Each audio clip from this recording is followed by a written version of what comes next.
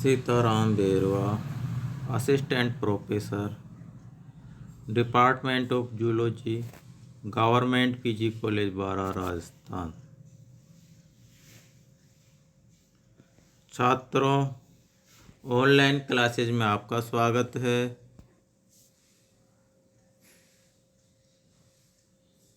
BSc third year, subject zoology, paper third.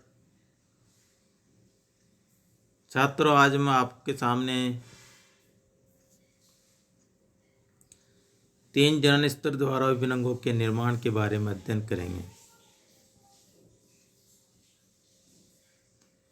तो 3 जनन स्तर का फीचर में क्या क्या निर्माण होता है।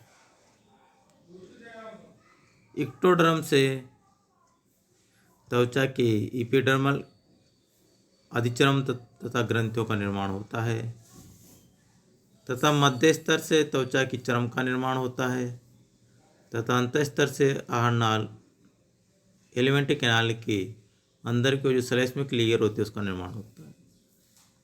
नेक्स्ट पॉइंट, इक्टोडर्म से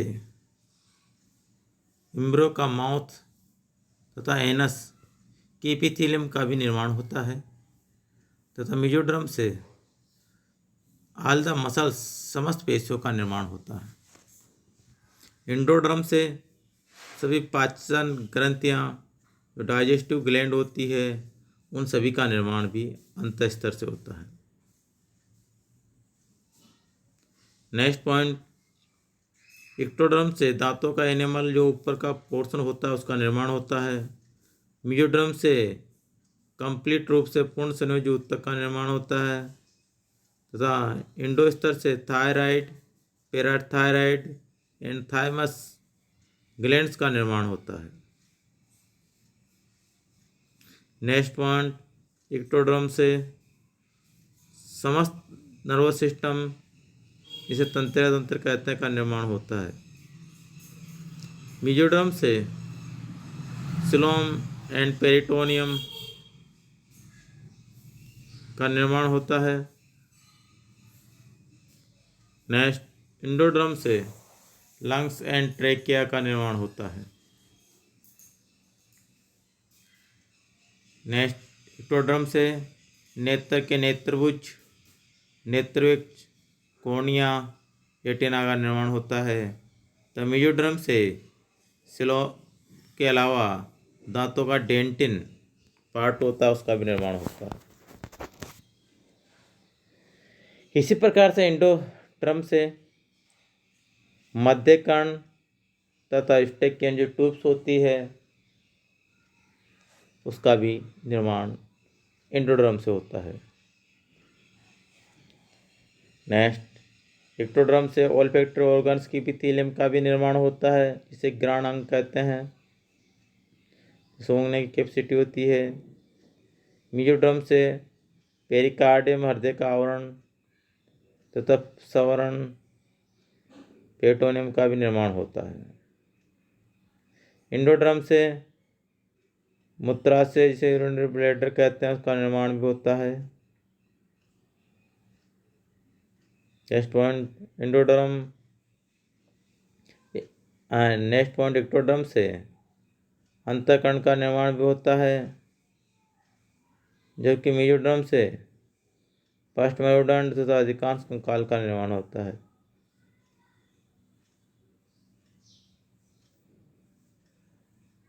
next, ectoderm pituitary and pineal gland, adrenal medulla का निर्माण होता है तथा मेसोडर्म से हृदय तथा रुधिर वाहिनियों का भी निर्माण होता है।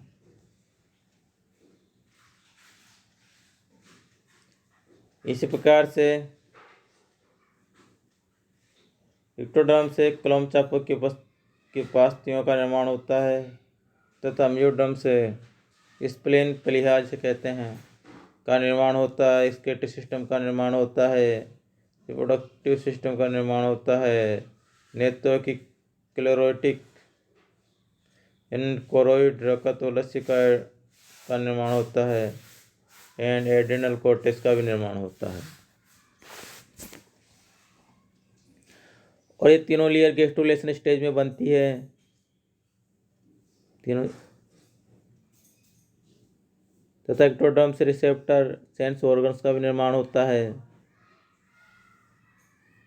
तथा मीजोडर्म से मेसेनकाइम तथा वर्टिब्रल कॉलम का भी निर्माण होता है तथा peritoneum, skeleton, mesenteries, circulatory system, respiratory system, इन सभी का निर्माण होता है तथा मेसोडर्म से सोमाइट्स जो मसल्स, एक्सक्रीटरी और सिस्टम तथा रिप्रोडक्टिव सिस्टम का भी निर्माण होता है। एंडोडर्म से लाइनिंग ऑफ रेस्पिरेटरी सिस्टम, श्वसन अंग के अंदर की लेयर का निर्माण होता है। रेस्पिरेटरी सिस्टम जो लंग्स होते हैं उनकी लाइनिंग लेयर का निर्माण होता है। इस प्रकार से यूरिनरी ब्लैडर की लाइनिंग का निर्माण होता है। मोस्ट ऑफ डाइजेस्टिव इपिथेलियम का निर्माण होता है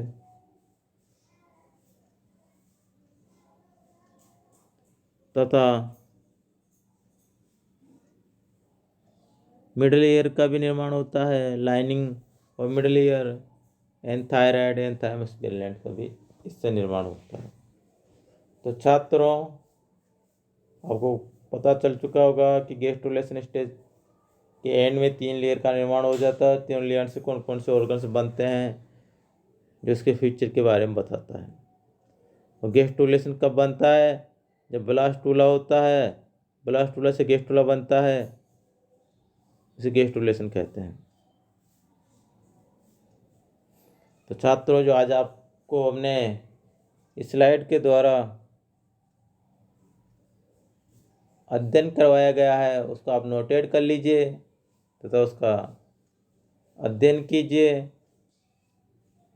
नेक्स्ट डेज पर नेक्स्ट टॉपिक का अध्ययन करेंगे तथा जो आज आपको हमने स्टडी की है उसका आप अच्छी तरह से अध्ययन कीजिए। इसी के साथ आज का एक टॉपिक का एंड होता है। नेक्स्ट डेज पे नेक्स्ट टॉपिक का अध्ययन करेंगे। धन्यवाद छात्रों।